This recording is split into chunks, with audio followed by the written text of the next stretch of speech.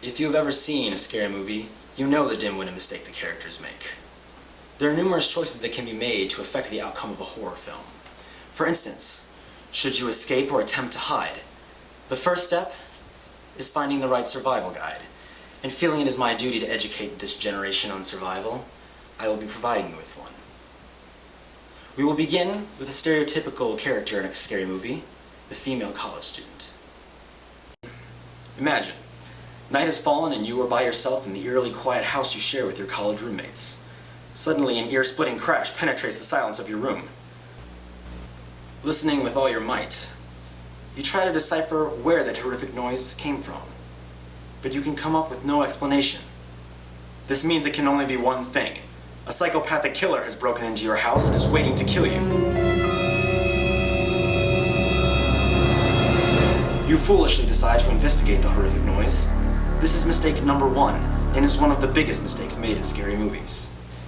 There have been countless times where I have watched a scary movie, and while screaming at the character not to go down the shady, creepy basement to investigate the freaky noise they heard while saying, "OMG, insert boyfriend's name here, is that you?" And they get chopped into a million pieces.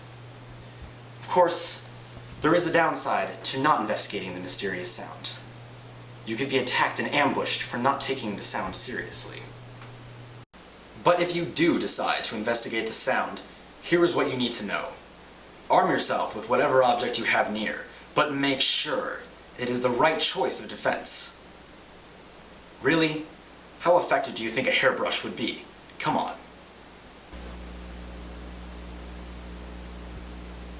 Okay, that is better.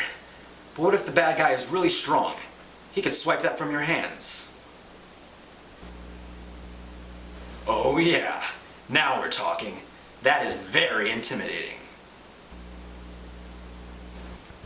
Once you have selected your defense, you make your way into the hall.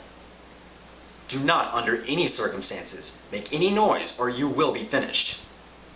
Feel free to act out nifty spy moves to feel more tough. You are going to need all the help you can get.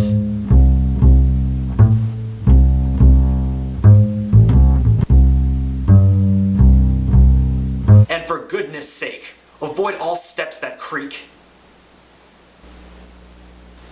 You think this would be common knowledge, but people are stupid. And it seems to them to be a contest to find which steps make the most noise. The intruder must be in your general vicinity. The next mistake people make is thinking that they can outrun the bad guy. Newsflash, you can't. The bad guy always catches the victim. No matter how fast you run, you will trip, you will be taken down, and you will die. Unless you are an Olympic runner that is part superhero, your best option is to hide. Let's think of some brilliant disguises. Only an idiot would fall for that. Next. Better, but not good enough. Nope. Please no.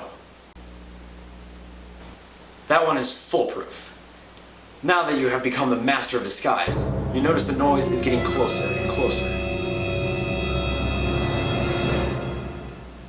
Okay, you ran. Even though I told you not to, this may be your only option to survive. As you head in the direction of the front door, you can almost hear the suspenseful music playing in your head. Time seems to slow as you reach your hand towards the doorknob. You are just about free of this nightmare when you trip over your own feet. You close your eyes, anticipating the worst, but nothing happens. Your friends must have seen you making a fool of yourself. Now don't you feel silly? They explain that they got home from the party early, but lost their keys there and had to climb in through the kitchen window. Which explains the noises you heard. Which brings me to the #1 rule to remember. Don't let your imagination get the best of you. Yes, there was nothing to worry about in the first place. I mean, really, what are the chances that a killer would break into your house? Like 1,000,000 to 1. Yes, nothing to worry about. Nothing to worry about at all.